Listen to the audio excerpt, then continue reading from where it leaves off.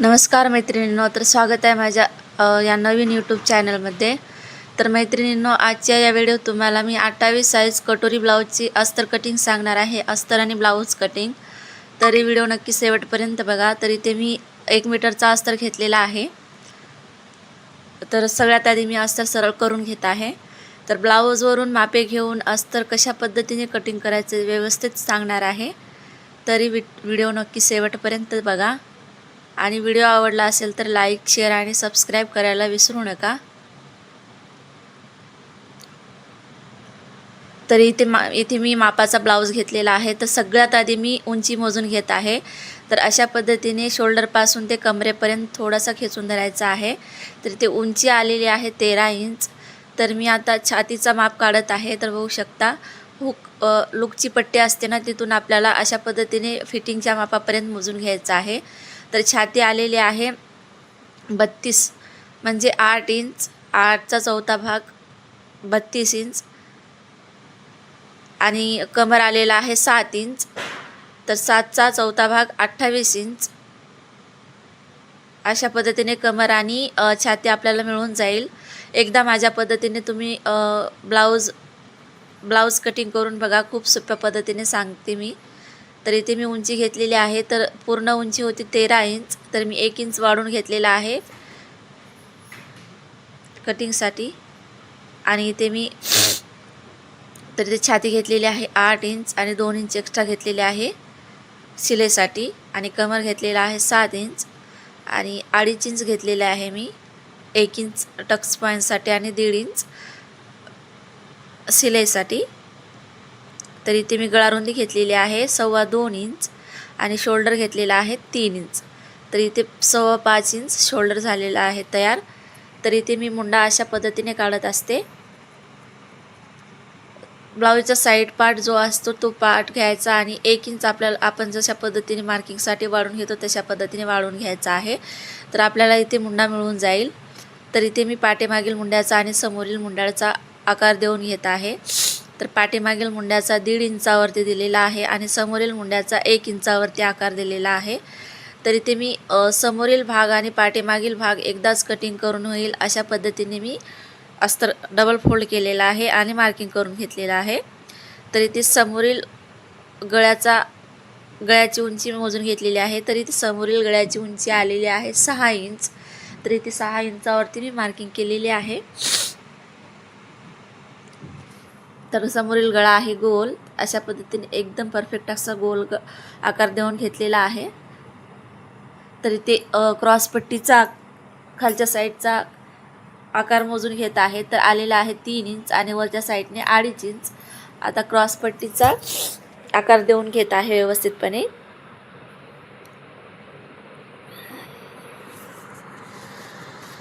तर इथे मी कटोरी मोजून घेत आहे। तर कटोरी आलेली आहे 5.25 इंच। तर इथे मी 5.25 इंचावरती मार्किंग केलेली आहे।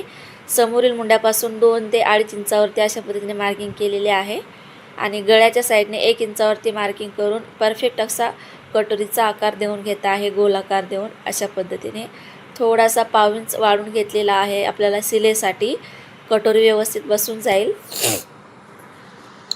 तर पूर्ण पाठीमागील भाग आणि समोरील भागाची दोन्ही एकदाच कटिंग झालेली आहे तर आता कटिंग करून घेत आहे।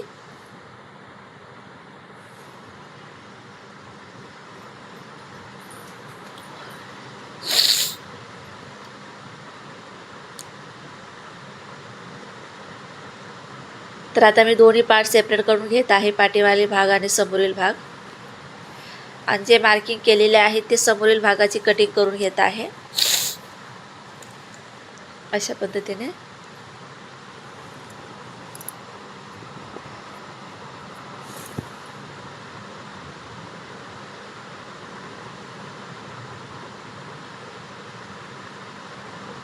तर मैत्रिणींनो, माझा हा यूट्यूबवरती पहिलाच चॅनल आहे, तर नवीन आहे। तर काही व्हिडिओमध्ये काही कमी जास्त झाल्यास मला कमेंटमध्ये नक्की सांगा।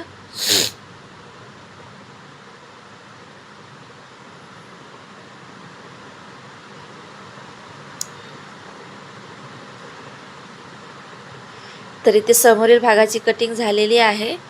तर आता मी पाठीमागील गळाची मार्किंग करत आहे. तर डीप नेक आहे पाठीमागील गळा.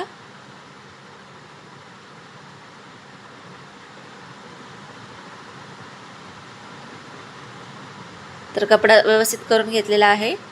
तर इथे मी गळा रुंदी घेतलेली आहे 2.25 इंच. तर गळा अशा पद्धतीने मी घेत असते, जेवढा आहे तेवढा, आणि पाव इंच शिलेसाठी दोन्ही साईड, खालच्या आणि वरच्या साईडने अशा पद्धतीने 1 इंच एक्स्ट्रा वाढवून घेत असते.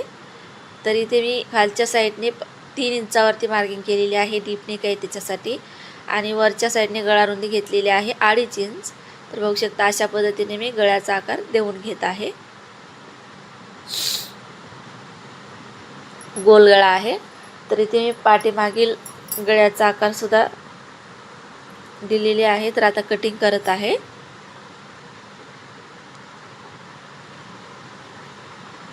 बघू शकता अशा पद्धतीने डीपने गोल गळा तयार होऊन जाईल.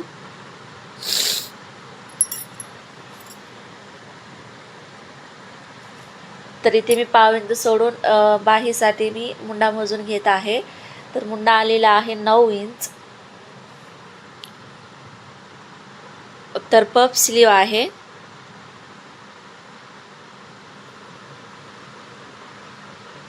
तर इथे मी कपडा जे काय उरलेला आहे ते फोल्ड करून 4 फोल्ड केलेले आहे.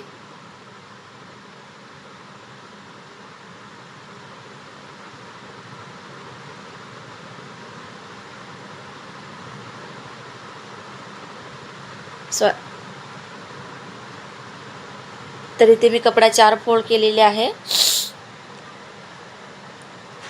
तर आता पफ स्लीवसाठी मी मुंडा घेत आहे 9 इंच. जे आपण साध्या बाहीची कटिंग करतो ना, तशाच पद्धतीने आपल्याला पूर्ण साध्या बाहीचं मार्किंग करून घ्यायचं आहे. बघू शकता अशा पद्धतीने. तर इथे पूर्ण उंची होती 10 इंच. तर मी अर्धा इंच वाढून घेतलेला आहे शिलेसाठी. मार्किंग करून घेत आहे आता. आणि शोल्डर डाऊन केलेला आहे 2.5 इंचावरती. दंडघेर आलेला आहे तर 5.5 इंच. आणि शोल्डर अशा पद्धतीने काढत असते मी. सॉरी, मुंडा खोली ब्लाऊजच्या मापावरूनच.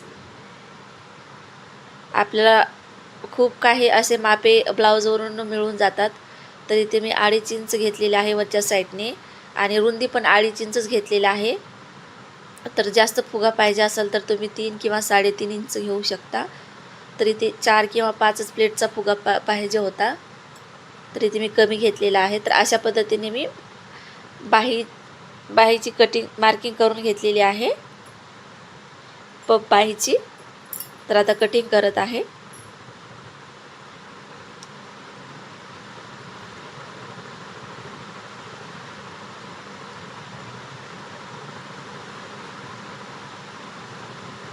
तर बघू शकता इथे पफ स्लीवची कटिंग झालेली आहे. अशा पद्धतीने आपल्याला प्रत्येक साईडने 3-3 प्लेट देऊन घ्यायचे आहेत. तर आपलं पफ स्लीव तयार होईल. तर इथे पाठीमागील भाग, समोरील भाग आणि पफ स्लीवची कटिंग झालेली आहे. तर इथे मी कटोरी वाढून घेत आहे. तर कटोरी एक उरलेल्या कपड्यावरती जशी तशी ठेवून मार्किंग करून घेतलेली आहे. तर गळ्याच्या साईडने 1 इंच, शोल्डरच्या साईडने 1.5 इंच, आणि त्याचा मध्य केलेला आहे. मध्यापासून 1.5 इंचावरती मार्किंग केलेली आहे. आणि आता जॉईंट करून घेत आहे. परफेक्ट कटोरी जर पाहिजे असेल तर अशा पद्धतीने तुम्ही कटोरीचे मापे वाढून घ्या, म्हणजे तुमचा कटोरी चपटा येणार नाही. व्यवस्थित गोलाकारसुद्धा येईल या कटोरीचा. अशा पद्धतीने गोलाकार देऊन घेतलेला आहे.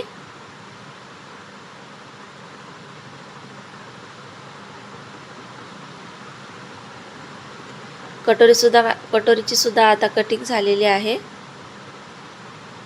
तर मैत्रिणींनो, व्हिडिओ कसा वाटला मला नक्की कमेंटमध्ये सांगा.